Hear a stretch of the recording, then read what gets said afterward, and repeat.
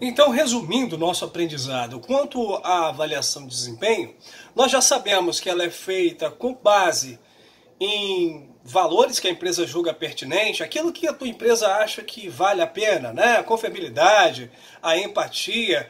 Cada setor, ele vai ter uma parte desse contexto aí que vai ser mais enfatizado para a avaliação de desempenho. Por outro lado, nós falamos na aula de hoje de que a avaliação de desempenho ela não pode, de maneira alguma, ela ser vista como algo que para alimentar somente critérios de punição, né? Ou alimentar o medo, ou somente para avaliar questões ligadas à recompensa ou coisas do gênero. Não, não é. Não é para isso que a avaliação de desempenho ela existe. Ela existe, na verdade, para poder mostrar as fragilidades, os pontos que precisam ser melhorados e, eventualmente, aquilo que já é bom, já é excelente e que precisa ser mantido. Nesse sentido, para que você tenha sucesso na sua avaliação de desempenho, o primeiro ponto é o quê? Uma comunicação que ela seja pertinente. Falhas na comunicação aumentam o medo, fazem com que a avaliação de desempenho ela ganhe uma outra conotação que ela não deveria ter. Segundo ponto, planejar essa avaliação de desempenho, para que ela não venha se tornar apenas um instrumento burocrático. Terceiro ponto, os critérios eles precisam ser justos. Não há nada pior do que uma avaliação de desempenho que tem um caráter de injustiça, que tem um caráter de uma coisa que não é boa, que seja utilizado para outros fins que não sejam as melhorias inerentes ao desempenho das pessoas. Isso nunca é bom. Isso nunca é bom. Por isso que precisa ser muito bem feito. Por isso que você precisa conhecer os cargos, por isso que precisamos conhecer as funções, por isso que é um processo que precisa ser montado de forma criteriosa e muito bem. Mas lembre-se, até a avaliação de desempenho ela requer melhoras, ela requer um processo contínuo de adaptação. O que não pode acontecer é o processo de gestão ficar sem nada para avaliar. O que pode acontecer é a empresa ficar à deriva, sem saber para que caminho ela deve ir, porque não tem avaliação de desempenho. O que não pode acontecer é uma avaliação de desempenho sem critérios. E, por fim, uma avaliação sem conteúdo. Isso é um trabalho que muitas vezes nas micro e pequenas empresas aqui no Brasil, as pessoas acham que às vezes não tem tempo para fazer. Acham que a avaliação de desempenho é muito difícil, que nós temos outras coisas importantes para fazer. Ora, o que é tão importante para fazer, se não você verdadeiramente saber o que é que está sendo feito correto e o que é que não está bom? O que é de tão mais importante do que isso, do que você dar ao teu funcionário uma seta quanto ao teu desempenho? O que não é tão importante quanto compreender que o desempenho da nossa organização nada mais é do que o somatório dos desempenhos das pessoas. Ter dificuldade para olhar para onde está indo é ainda assim menos pior do que você sequer saber para onde está indo, ou quando você descobriu que foi para o lugar errado, já é tarde demais.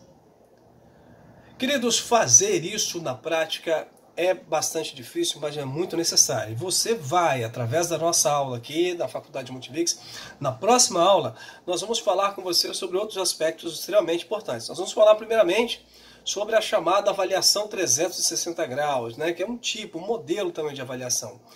Nós vamos falar também sobre outros processos que são igualmente importantes para avaliação de desempenho. É melhor você ter um processo de avaliação de desempenho que não seja tão bom e que você vai moldando ele do que não ter nada. Aí nós falamos sobre um outro processo tão importante quanto, que são os indicadores. São as abordagens sistêmicas, né? O que é uma abordagem sistêmica? Eu consigo também medir o desempenho por vários fatores. Eu posso medir, inclusive, pelas análises de balanços gerenciais.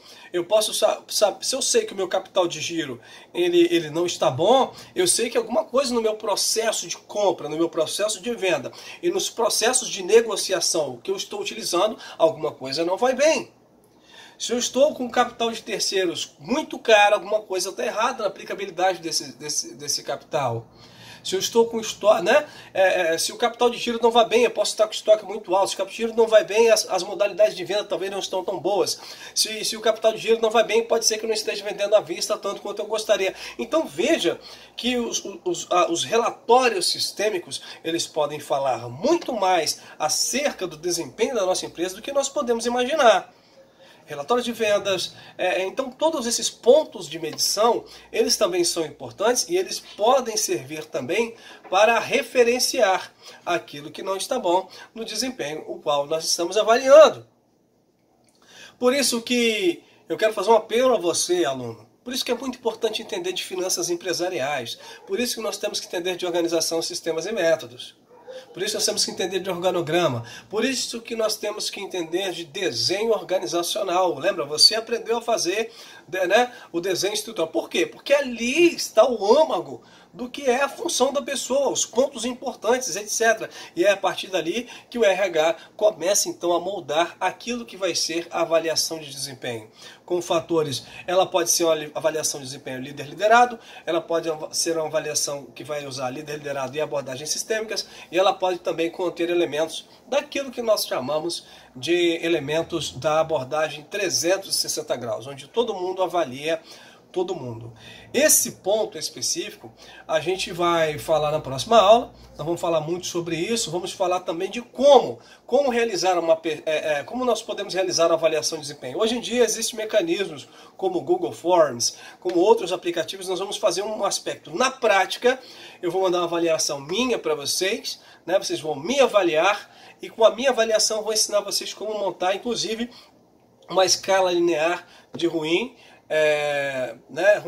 de péssimo, ruim, regular, bom e ótimo, através da escala, né, linear. E também nós vamos aprender a fazer os chamados formulários de autoavaliação, que também são muito importantes em dados momentos do processo da instituição, e você com certeza vai ter muita utilidade para isso aí no desenvolvimento do RH da tua empresa. Beleza? Foi uma honra poder, lembrando que esse vídeo foi feito em substituição ao vídeo da nossa aula, o vídeo real, porque nós tivemos um problema, o áudio não estava bom, não estava saindo, né? Então nós tivemos que gravar esse vídeo em substituição, mas eu tenho certeza que ele vai ser muito útil para você no teu aprendizado. Um grande abraço e até a próxima aula, se Deus quiser.